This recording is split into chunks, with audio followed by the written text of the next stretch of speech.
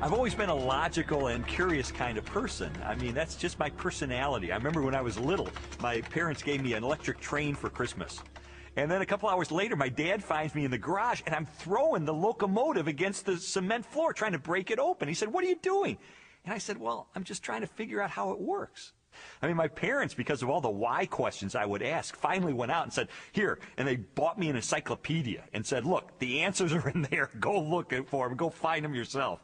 I mean, that's just the way I was. And so I guess it's natural that I would become a journalist, because journalists are looking for facts, they're looking for evidence, they're looking for data, they're looking for something that they can publish in the paper and have confidence it is true. Lee Strobel earned a Master of Studies in Law degree from Yale Law School and is the former legal editor of the Chicago Tribune. He is the best-selling author of several books that explore the evidence for the Christian faith.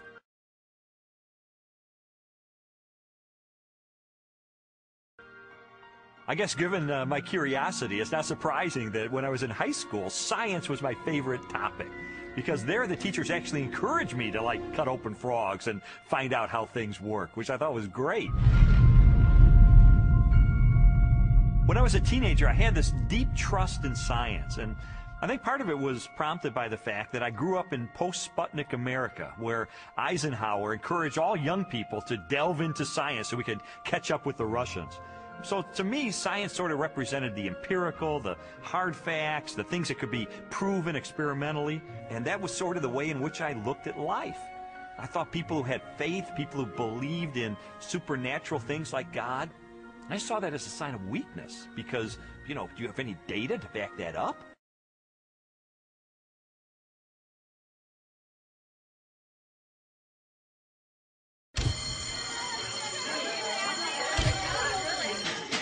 In the autumn of 1966, Strobel's interest in science led to a life-changing decision.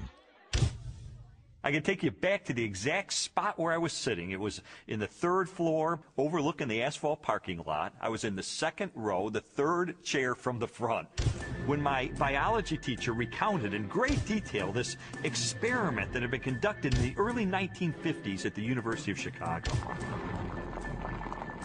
This experiment that impressed Strobel so deeply was one of the most famous in the history of science. In 1953, Stanley Miller, a graduate chemistry student, tried to demonstrate how life first emerged on Earth.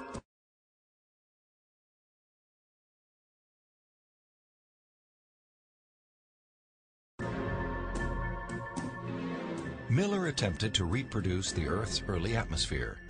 He pumped hydrogen, methane, ammonia, and a small amount of water vapor into a maze of glassware.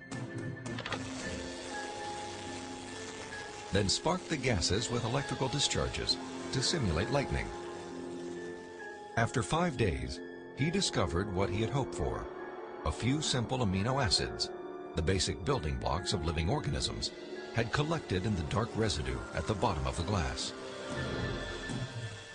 Many hailed Miller's experiment as proof that essential components of life could have formed in the oceans of the Earth billions of years ago.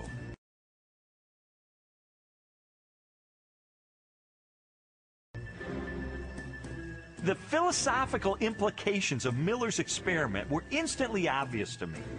And for me, it was a eureka moment, because I heard this and I thought, wait a minute.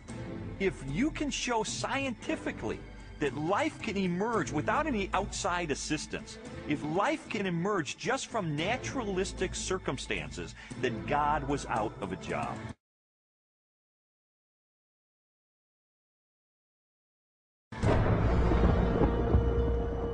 From there, the acceptance of Darwinian evolution, and full-blown atheism for that matter, was pretty easy.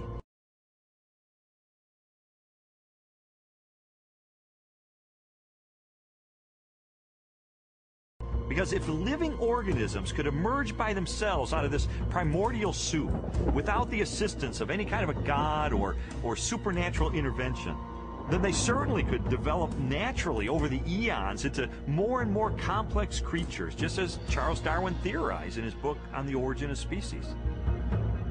As Strobel embraced Darwinism and its atheistic implications,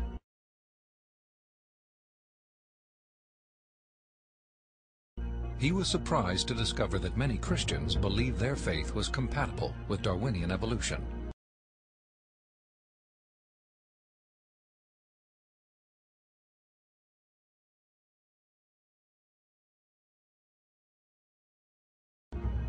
There's no way you can harmonize neo-Darwinism with Christianity.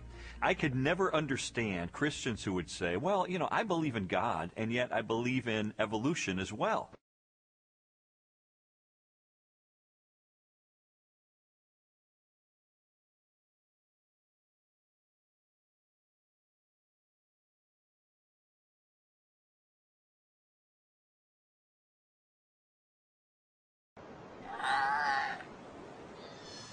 You see, Darwin's ideas about the development of life led to his theory that modern science now generally defines as an undirected process, completely devoid of any purpose or plan.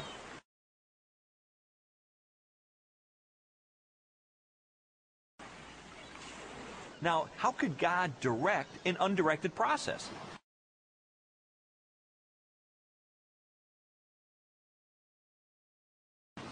How could God have purpose and a plan behind a system that has no plan and no purpose?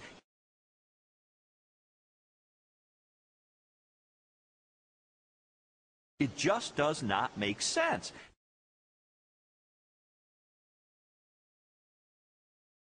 Didn't make sense to me in 1966, and it doesn't make sense to me now. In 1972, Lee Strobel married Leslie Hurdler. 5 years later, Leslie, an agnostic, became a Christian. And I thought, this is divorce. This is going to be the end of our marriage. But all the negative things I expected to happen in her as a result of her newfound faith, they didn't happen. And instead, I saw positive changes in her values and her character and the way she related to me and the children. And I thought, wait a minute. She is attributing this to God. And I don't believe God exists. And so that was the main thing that prompted me to say, maybe I need to really investigate this and get to the bottom of this and determine, is there really any rational way I could ever believe that this kind of a God really exists and really causes this kind of transformation in a human being?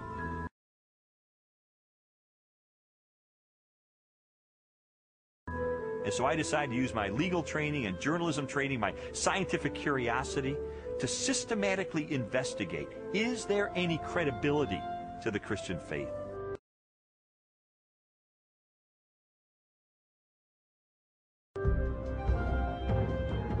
Because science had played such an instrumental role in his turn to atheism,